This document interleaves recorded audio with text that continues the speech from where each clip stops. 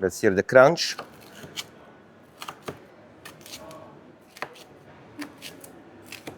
Perfect. Oh.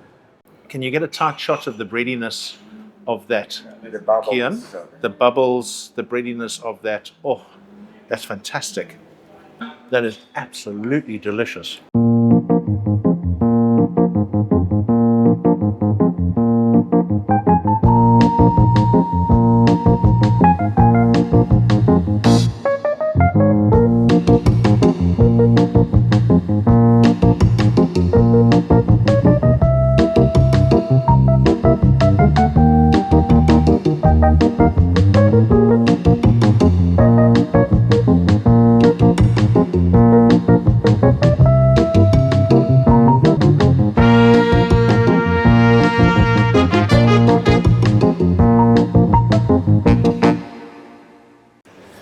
Today I'm at Datterino in the Riverlands Mall, and it's in a mall, yeah, but it's an amazing place. And we're here to explore a new kind of pizza to the local market, pinsa. It's a Roman street food. It's got a crunchy outside and a nice doughy inside. It's delicious. I've brought along my trusty box of Banhoek goodies, Banhoek Chilli Oil, and we're going to also try their pinsas with Banhoek Chilli Oil. Datterino is a tomato. It's not a wolf. Why is there a wolf on the logo? It's the mother symbol of Rome. Romulus and Remus was raised by La Lupa. Okay. If you think of tomatoes, everyone's like San Marzano. Those are the only tomatoes. But in fact, Datterino is named after a tomato. It's a tomato. So are you actively trying to showcase different sides of Italian culinary culture, different foods, different approaches? I think there is a wide variety of products that they actually do use in Italian food. Datterino might be one of them. Yeah. And then you've got Pacchino, which is another tomato. Okay. I think just that we chose the Datterino because it was a small, sweet, and it's used quite widely in most Italian cuisines. Okay. And that's the thing, is that if we think about Italian culture, if we think about even pizza culture, people tend to have a one-dimensional view of that place overseas. And, pizza looks like this, tomatoes look like that, etc. And yet what you're obviously showing with the pinsa from the Roman kind of street food tradition, or with the different tomatoes, is that it's nuanced. Right? If you move from region to region, am I right, Giovanni? In Italy, things are different. Like if you go from here to there, the cheese is different because the cows are eating something different, and so it's. Our culture is very rich and different from region to region. Even if you travel 100 kilometers from Rome, you'll see it's completely different type of food that you find only in that region, in that area. Yeah. Okay. Exactly. We're in a mall. Right, you guys took this property and you decided that you were going to do pizza al taglio. Yes, that was the main idea at the beginning. What happened? But yeah, I think the mall was a little bit slow at the beginning, or people are still struggling to understand that is. Pizza al taglio. But then also to do pizza al taglio, you do need quite a lot of feet to let the pizza move. You've got to have the foot traffic, because the thing is that if a al taglio sits in the window for 2 hours, the toppings start oxidizing, it starts looking a bit sad and floppy. I think what people normally buy with their eyes first. So when that didn't really go as planned, we made them buy differently. Yeah. Entice them differently. I think there is maybe a very local thing about I want mine. Mm. You don't want a piece of someone else's, you want your own. We're looking at another kind of pizza, and it's all about the dough, right? Exactly, yes. You've developed a sort of a take on the Roman pinsa. Yes. And it's your own invention, this dough. Okay, so this is the pizza balls that we made this morning. Okay. They're gonna have to go now into the fridge for another 24 hours to further proof, because our dough is, as we said, is between 48 to 72 hours, depending on weather and how fast you need to go making those. So these I made this morning. I'm gonna put them back in the fridge. And this is the one that I made yesterday morning. You can see how the dough has relaxed, and it's quite wobbly because, as we said, the percentage of water is very high. There is a very high content of water. So when we spoke earlier, also, Lourens, you said that it's a very high hydration. Yeah, right? 80%. 80% hydration. Yes. Yeah, you can see it's very soft. It's very, very soft. And I see that it's also bubbling. But if I'm right, you're not. This is not a sourdough pizza, right? No, this one. It's got the characteristic of a sourdough Yes. pizza. It's a pre-digest because of the fermentation. But what are you using in here? Is it a baker's yeast?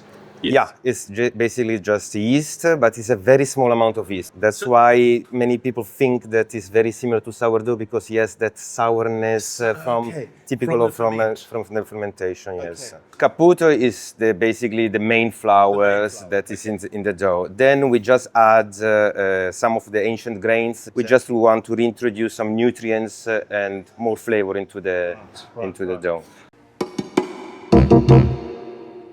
What's in there? Is that This is it's semolina? Semolina with a little bit of whole wheat flour in it. So. Okay. Okay, so what I do, I'll take this,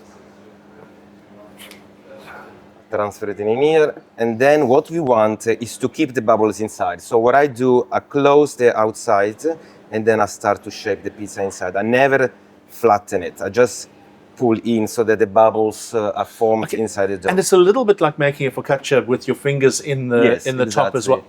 Okay. So this is a pinsa. So the word pinsa comes from Latin pincere, which means to stretch, to pinch. And that's why we never flatten the dough.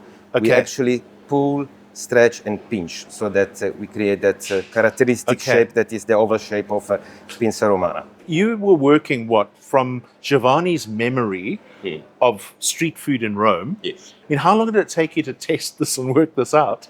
That was took us a lot of dough and a lot of wastage, but we managed. Yeah. We also invited a lot of friends to help eat the dough. Yeah, they loved it.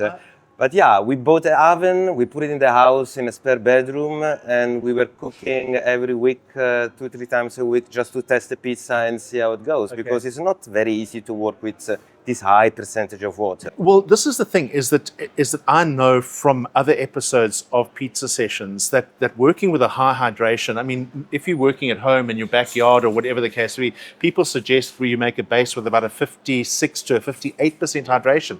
80% is very high. Yeah, it becomes a very sticky situation to work with. Yeah. That's why the semolina comes There's in a very lot of semolina handy. going in there so you can get it off your hands, yeah. Because our pinza is a little bit thicker, the base, Yes. and we want to keep all the bubbles inside the pizza, we stretch it and we crisp it in the oven for 1.5 minutes. We take it out, then we put the topping on, and then we put it back into the oven so that there is a crispness throughout and it's cooked throughout the... Because, I mean, it's a little bit like focaccia, right? It's got that, but it's not as not hot, as focaccia, it's not as high, it's very light and airy inside and crispy on the outside. Amazing. So it's not fully cooked. I can feel that there's still... Yeah, it's not fully cooked. It's going to finish cooking once the top is in. Okay, so you've just crisped it and... Okay, so let's start with the pumpkin and guanciale. We portion all of our ingredients, so there is no wastage and no exactly I get you. and so on. So just... I get you.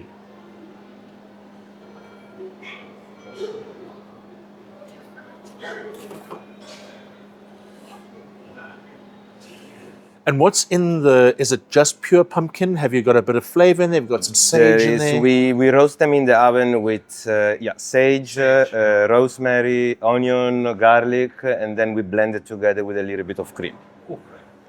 Which is your favorite topping, Lourens? I like the pumpkin and guanciale because it's strange and actually sweet and saltiness. And it's a very Afrikaans thing. Yeah. To eat sweet and salty with the Yes. sweet. But the first time I saw it was in Italy though. Look at this. This is 3 ingredients. Like Italian cuisine is all about quality and simplicity.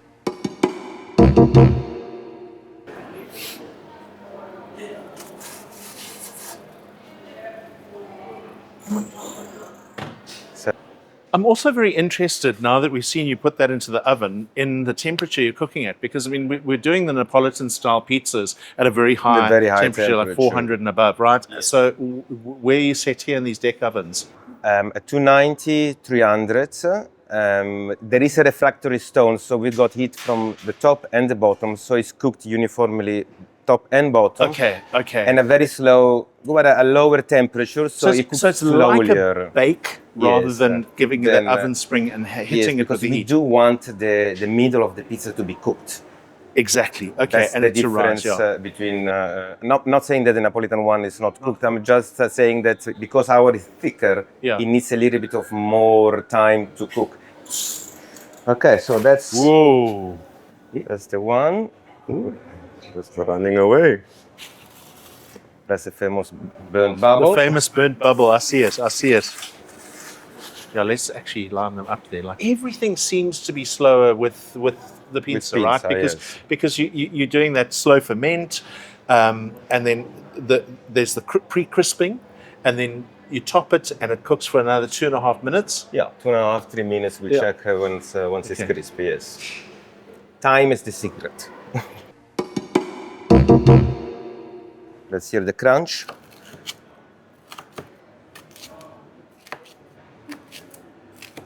Perfect. Oh, At least 2 of those are mine.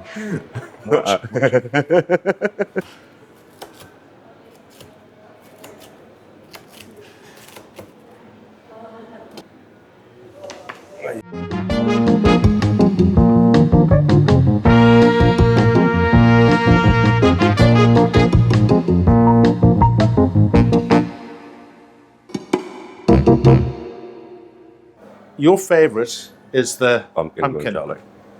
my favorite is definitely this one. Definitely. Definitely. Really? Yes, if it's my go-to. And not the vegetarian with the Well, I love melanzane. the effect. aubergine, but this is something that's I just like the fresh fior di latte, the balsamic reduction, the rocket. It feels healthy to me. I mean, that's the thing. Yeah. I mean, what are we looking for, Lourens, in the pinsa? I mean, for me, it's the crunch. Yes. For you, I mean, what did you design this to do? No, it's definitely the crunch, and also to be a little bit airiness and soft on the inside. Okay. So you don't think it looks maybe like a thick base, but it doesn't eat like a thick base. Okay, that's surprising. That is absolutely delicious. It's different. And the guanciale. Oh. Yeah, I think this is very good. But there's a sweetness to the pumpkin that really sets off the saltiness, the savory of the Yes. guanciale. That's why we slow roast it in the oven, so that it brings out Bring the, out the sweetness. the sweetness of Oh, the pumpkin, the onion. Now what I'm going to do is just finish it with a little bit of the Banhoek. I should be doing this. Oh, that's far too much. No, I'm gonna, Let's see where we go. take this piece. Actually, I'm gonna dip it with Yeah. this chili oil like this. Oh, Scarpetta. oh. That is really, really good. Exactly.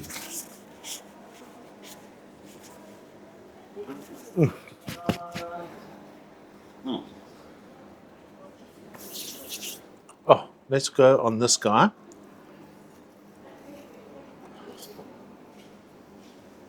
Let's see what you think of the aubergine. Then can finally.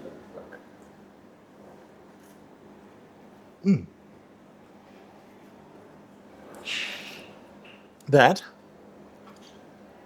is surprisingly good. A lot of people, you know, when people say your food is good, you know when they are Just being polite. polite. But I do think a lot of people that would walk out and come back and say, "Oh, I forgot to tell you.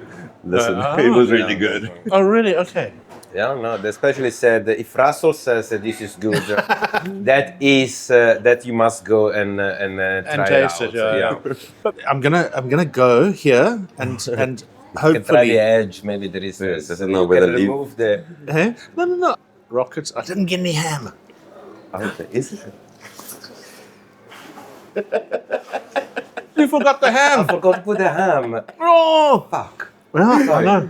Well, you know, Yeah, That's First really. We have to complaint for the start day. shooting from the beginning. Again. We have to start the whole shoot from the beginning. 'Cause no, there's no, sorry, man. Oh my god. Keep it rolling, my baby. Yo, no, We have sorry to about start that. with- I mean, I'm a little bit Oh, nervous, Giovanni, so that's. Go back to Italy. What are you doing? Okay, but let's call it a vegetarian.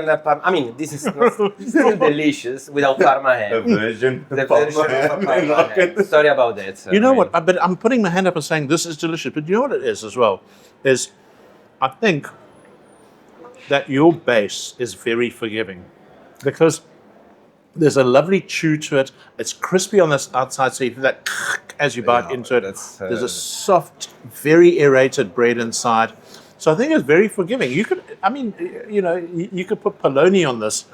Thank you so much. No, thanks to you. And we'll put it in a takeaway box so that you can heat it up back home, because the characteristic of our pizza is that it reheats fantastically on a non-stick pan for a couple of minutes, and then it goes back to normal.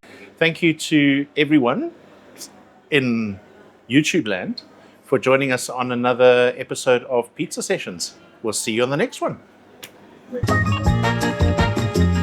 Without wanting to kind of try to influence what you do and change what you're doing, can I make a suggestion? For the rocket and Parma ham sandwich, pinsa, I would put ham on it.